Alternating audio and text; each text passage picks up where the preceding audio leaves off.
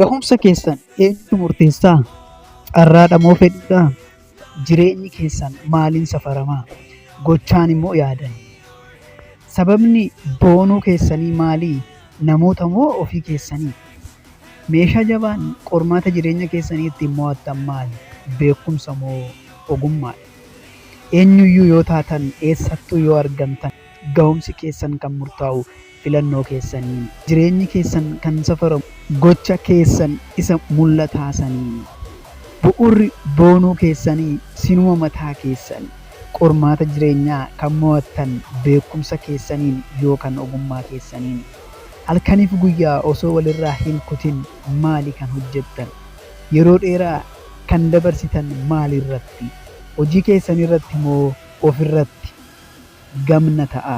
Barootaaf boqonnaa tokko malee jabaattanii hojjettanii eenyuyyuu ol xaartanii yeroo hundaa maqaan keessan hojjettoota jajjaboo cinaatti yaamamaa.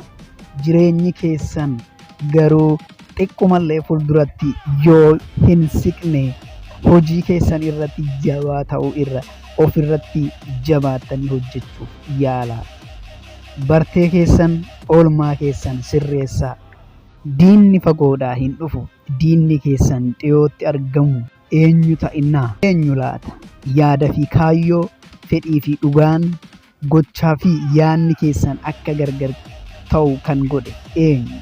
Baay'ee yaaduun, baay'ee dhiphachuun isinirraa hin eeggamu. Fagoo hin deeminaa. Diinni keessan isinuma mataa keessan. Qubaachi qabuu keessaniin dura sirriitti of ilaalaa.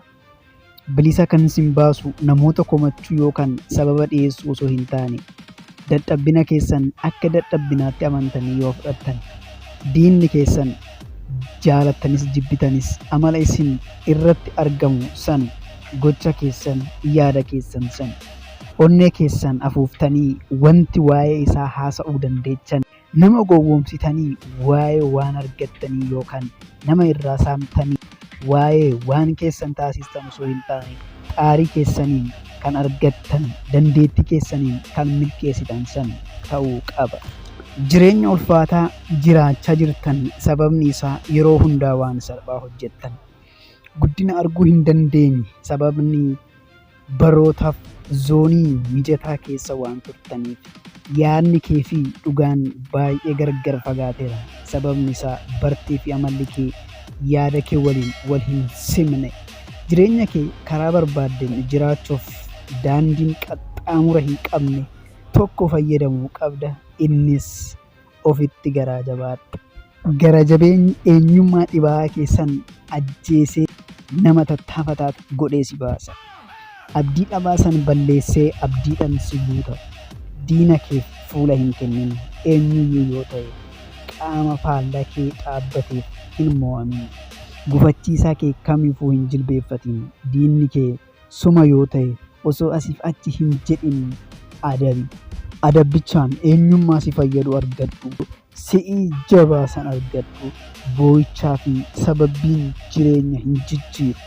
Sanirra of irratti jabaatanii hojjechuu fi of irratti garaa jabaachuun jireenya kee ni sirreessa. Yeroo hin balleessin garaa jabaadhu. Jireenya kee daangaa qabsiisi.